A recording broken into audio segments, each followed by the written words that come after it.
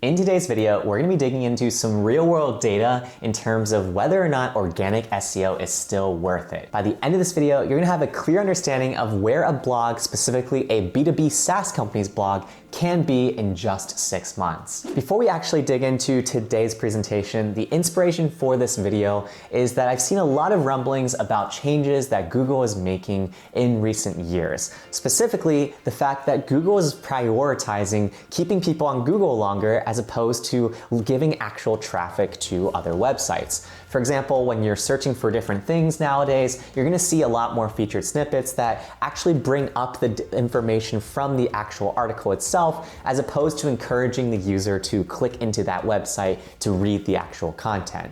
And this is a trend that I think is going to continue to happen over the course of the next few years.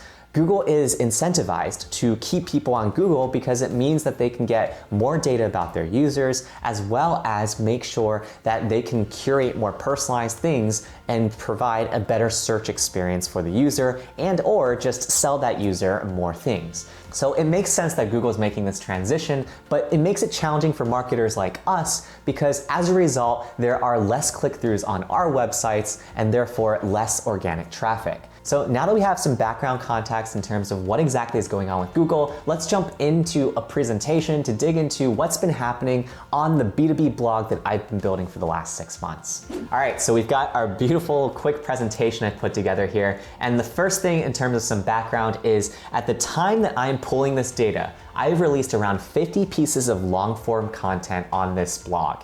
And within this, all of it has been released after the month of July. Okay, so with this schedule, it has pretty much worked out to 2 to 4 posts a week. In the earlier days, I was posting a lot more just to get a kickstart in terms of the content, but nowadays we're posting about 2 posts every single week. Furthermore, what you need to know about this particular domain is that there was no prior blog for this business's website. Okay, so now that we have some background context, let's take a look at how the first few months went and then what the later few months have looked like. In the early months, the big question that I would say that I was asking myself is this thing even on? And the reason why is because when you are starting a new blog, it's really hard to get meaningful traffic to your blog and also to get the attention of Google. You just simply don't have enough content on your page to really give it the attention or love that it deserves. And so in the early days, what you'll see here is that we created about 10 qualified leads between the time span of August 4th and October 31st. On this screen, what I'm doing is I'm pulling a model comparison tool with a 90-day look-back period for first interaction on anything that's on our particular blog, and then filtering out by particular URLs that would fall onto our blog's subdomain. So it's a combination of freebies as well as blog content that we are releasing here. And the reason why we do this sort of approach is because if you don't use the model comparison tool in terms of assessing where your leads are coming from, then what Google Analytics is going to do is it's going to attribute everything to the last page that somebody was on before they converted. But that's not really going to give us the full picture of our blog because there's the possibility that somebody first landed on our blog, did some other stuff, and then came back later to our site before filling out a qualification form. If you want to learn more about why the model comparison tool is so important and how to use it, check out my video up here later on after you watch this video.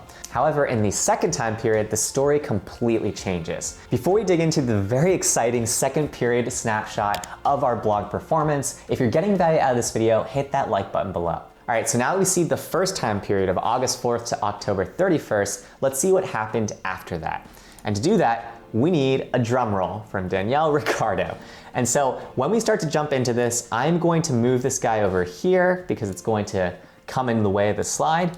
But what you'll see here is that in the second time period of November 1st to January 28th, we have seen a huge improvement in terms of our freebies. Now our freebies are getting 17 leads, and we have individual pages as well that have also attributed more leads from these individual pages. So in other words, each of these pages are blog posts that have generated 9 respective leads, 7, 5, 4, 3, and so on.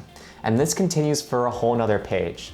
And so what you'll see is that from the time period of November 1st to January 28th, we have generated 67 fully qualified leads. So this excludes people that may have still just entered our form but weren't actually qualified for our business. And that's huge. That's a huge number versus that first time period that we saw. So is organic SEO worth it? Absolutely, yes it is. We have generated 67 qualified leads as opposed to 10 leads, which is close to a 7x number in just a matter of a few months. Again, this blog is super young. It doesn't even have all that much content, but it's already getting a lot of positive signals. Organic traffic is up, it's trending in the upward direction. It's been trending towards 10,000 page views every single month.